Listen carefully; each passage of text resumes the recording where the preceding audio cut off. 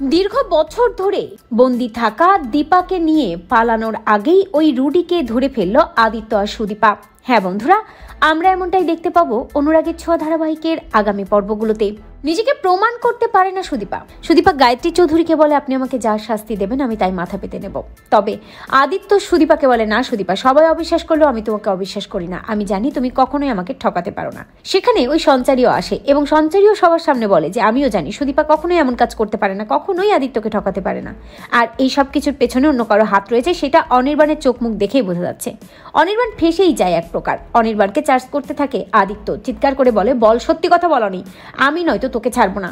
ভয়ে অনির্বাণ সব কথাই স্বীকার করে ফেলে এবং বলে যে তাকে চাপ দিয়ে তাকে ব্ল্যাকমেল করে এই সব কিছু করানো হয়েছে। সে আসলে কিছুই জানে না এই সব কিছুর বিষয়ে। এই ছবিগুলো তাকে দিয়ে ব্ল্যাকমেল করতে বলা হয়েছে, সুদীপা নামে বাজে কথা বলতে বলা হয়েছে। কিন্তু কে এই সব কিছু করেছে? এই সব কিছুর পেছনে কি রিতম প্রফেসর রয়েছে?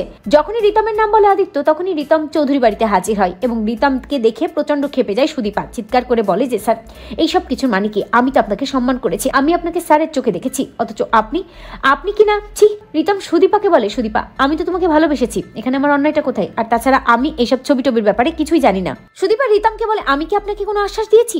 রিতম স্পষ্ট করে সবাইকে বুঝিয়ে দেয় যে সুদীপা কখনোই তাকে কোনো আশ্বাস দেয়নি, আর সুদীপা এরকম মেয়ে নয়। তবে পরমা সহ আদিত্য সবাই মিলে রিতম প্রফেসরকে বুঝিয়ে দেয় সুদীপা বিবাহিত, আর এটা করা রিতম প্রফেসরের একেবারেই উচিত হয়নি। অন্যায় করেছে রিতম প্রফেসর, এটাকে ভালোবাসা বলে না।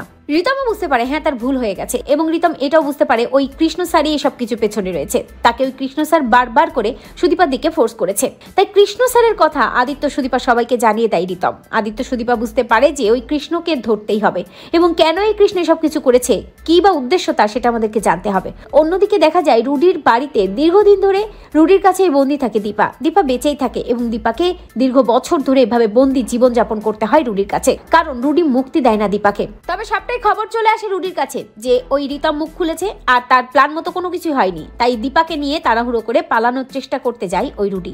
আর ঠিক তখনই আদিত্য এবং সুদীপা সেখানে হানা দেয়। দীপাকে যখন জোর করে গাড়িতে তুলতে যায় তখনই আদিত্য সুদীপা হানা দিয়ে রুডিকে ধরে এবং রুডির খেলা শেষ করে, দীপাকে উদ্ধার করে। জীবিত দীপাকে দেখার পর চমকে যায় সুদীপা এবং বুঝতে পারে যে এই দীপা সেনগুপ্ত তার কেউ হয়। তো বন্ধুরা, তোমরা এটাই চাও তো এভাবেই যেন শেষ মুহূর্তে বন্দি দীপাকে ওই রুডির থেকে উদ্ধার করতে পারে সুদীপা আদিত্য? কমেন্ট করে জানাতে ভুলো না।